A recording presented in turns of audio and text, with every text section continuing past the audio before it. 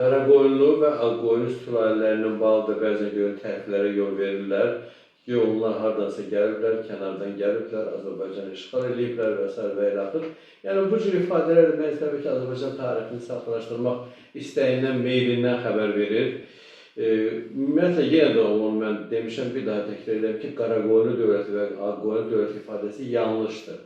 O dövrün bütün yerli mənbələrdə bizim özümüzün tarixçilərinin yazdıqlarında, yəni Həsən bəy Rumlu olsun, İskəndər bəy Münşi olsun və digər tarixçilər, ərəb tarixçiləri olsun, başqa tarixçilər olsun, ondan biraz sonra gələn tarixçilər olsun, heç birində Qaraqoyunlu dövləti və yaxud Ağqoyunlu dövləti ifadəsi yoxdur.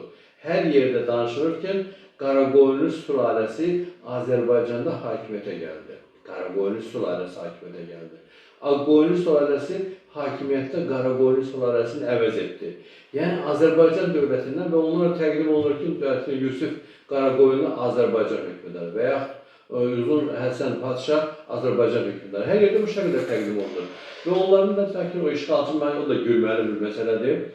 Onların regiona gəlməsi ilə bağlı bir neçə versiyaları var. Tutaq ki, Diyarbəkirliyə əsəri var. Əbu Bəkir Tihrani'nin yazdığı bir əsərdir. O əsərdə Ağqoyunluların uzun əsərin nəsli ən azından 53 üçün babasına qədər gedir çatır və gedir Türk soyu olaraq Oğuz xana və Qazan xana gedib çatır.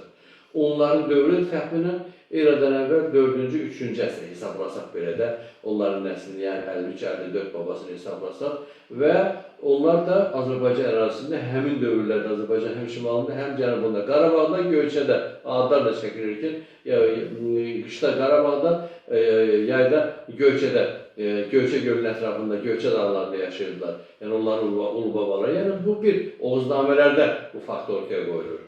Amma digər tutaq ki, başqa hələ yoxlanılmamış, indiyənə qədər saxtalaşdırılmış mənbələrdə Qaraqoyunluların və Ağqoyunluların məsəl üçün, hardasa 13-cü əsrdə Orta Asiyadan gəldikləri ilə bağlı, Moğollarla bir yerdə gəldikləri ilə bağlı məlumatlar da var. İstənilən halda onlar bu əraziyə bütün tayfalar, nə varsa hardansa arası köç edirlər. 13-cü əsrdə etibar bizim ərazimizdə Azərbaycan ərazisində yaşayırdılar. Ağqoyunlular yaşayırdılar. Diyarbəkir ətrafında əsasən əvvəlcə Trabzon tərəfdə, sonra Diyarbəkir tərəfdə. Qaraqoyunlular isə əsasən Van gölü sahilində yaşayırdılar. Və onlar da Azərbaycanda həmin dövrdə hakimiyyətdə olan sülalələr, hakimiyyətə gəlmə uğrunda mübarizə aparırdı.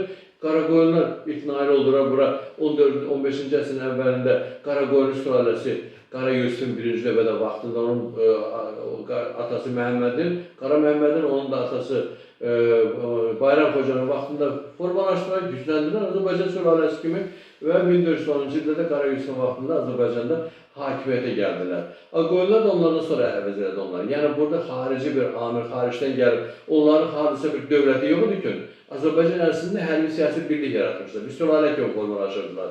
Yəni, o dövrün partiyalardır, müasir dövrün partiyalar kimi. Ona görə də onların başqa yerə yazma ihtiyaç yox. Yəni, burada yeni gəlmişkən bir məlumatda deyirəm, sosial şəbəkələrdə onu paylaşırlar. Yəni, Qaraqoyunlarla bağlı danışanda onların bayrağında görə qara qoşun, qara qoyunun simvolun olduğunu deyirlər. O simvol diqqətlə baxanda hər kəs görə bilər ki, o qoç başı deyil, ürək başıdır, qəlb başıdır, ürək çəkilibdir və ürəyin də içərisində 2 dənə qol çıxır. İndi onun mənası müxtəlifcə izah olunur, amma ürək onların bayraqdakı embleminin, logosunun mərkəzində dayanan ürəkdir. Beləliklə, yəni Qaraqoyunlular, Ağqoyunlular yerli Azərbaycan sülalələri idi. Azərbaycan daxilində hakimiyyətdə olduğu mübarizə apardılar və bir sürü başqa sülalələri əvəz edərək hakimiyyətə gəliblər.